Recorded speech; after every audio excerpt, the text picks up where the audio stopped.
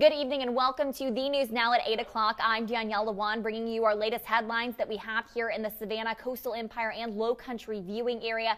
I see a lot of you chiming in. Most of you know the highly anticipated rock and roll marathon race this weekend. If you're in town and you're not from here, do me a favor and comment where you're coming from. I'd love to know. We know we have runners coming here all over the country, so let me know where you're in town from. We do want to start with some of this breaking news that we have in the Savannah area after police have arrested and charged two people accused of making threats to a juror. Police say Roderick Parrish Sr. and Ann Parrish pulled up next to a juror leading a high-profile murder case in Savannah and made threatening statements. The juror told the court the following morning that a judge declared a mistrial in the Rebecca Foley and James Pastures murder trial last week.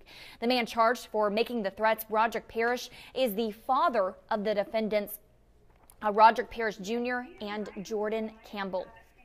Savannah police also investigating a shooting that left two people injured. It happened just before 2 o'clock this afternoon. Officers responded to 38th Street and Live Oak. That's when they got to the scene and found one man injured. Police tell us he was taken to the hospital. They also say another victim from the same scene was taken to a hospital in a private vehicle with injuries as well. Again, this investigation is ongoing, but as soon as we get more details, we'll bring those to you both on air and online. Getting to a little bit more political news as we near the election on Tuesday, November 6th. Guys, that is next week. We're coming up on it. Brian Kemp's Democratic opponent Stacey Abrams was in Atlanta today. Former President Barack Obama also joined her at the Morehouse College. Abrams will be coming to the east side of the state next week. She'll be in Savannah on Monday for the Get Out and Vote rally and parade to the polls. That will be at 10 o'clock in the morning at the Longshoremen's Hall on Lathrop Avenue. All of that information is on our website and our app if you weren't able to catch it there. A second legal defeat for Secretary of State Brian Kemp's office amid accusations of voter suppression.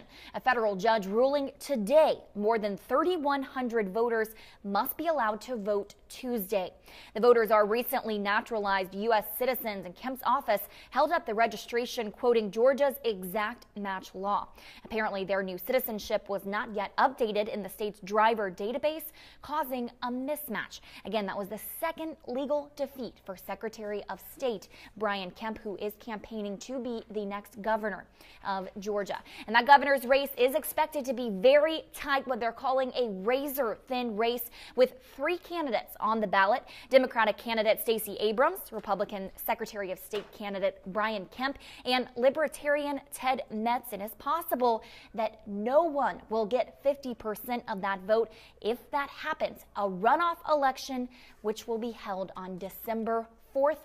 We'll, of course, not have those details for you until election night. But again, guys, it's going to be a very narrow, slim margin there in that vote. I did ask a couple of you guys that are here for the Rock and Roll Marathon to jump in and say where you are coming from. Jacksonville, North Carolina. That's Laura Baker Zeeb. I hope I'm pronouncing that correctly, Laura.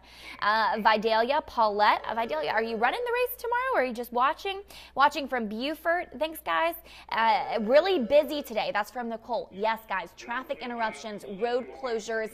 Over 13,000 runners taking the streets of Savannah tomorrow. Road closures. We have that map on our website for the Rock and Roll Marathon in Savannah. And also tonight at 11, I was able to catch up with some of those runners at the Health and Fitness Expo at the Trade and Convention Center over there on Hutchinson Island. They told me they're doing all kind of things today. They're really stretching out, getting rest. You know, you've been preparing, training, conditioning for months, and tonight is that last final stretch, getting those carbs in, eating the pasta. So, and a lot of them said they were heading back to their hotel rooms tonight to get that last night's sleep.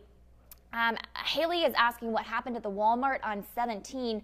Lots of cops. Haley, we're making a note of that right now to make some calls and see if we can find out. We have not heard anything about the Walmart on 17 at the time. But most of you guys just jumping in and saying hello. Thanks so much for watching on your Friday night. And if you're running tomorrow, best of luck to you. We'll have team coverage on the ground at the race.